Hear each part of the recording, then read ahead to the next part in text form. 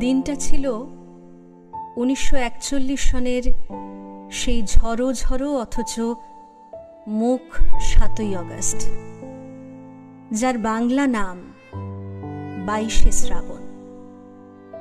তখন সেই বয়স যখন মনের মাটিতে বড় বড় বৃষ্টির ফোঁটার দাগ পড়ে।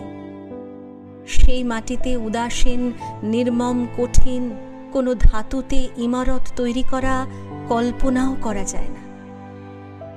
সেই বয়স, সেই সময়।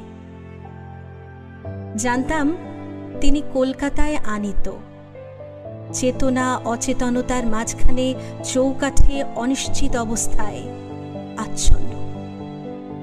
প্রতিদিন তার স্বাস্থ্য সমাচার সংক্রান্ত পত্রিকা বের হয়, আর তার উপর তখন হুমড়ি খেয়ে পড়ি আমরা, যারা দূরবাসী।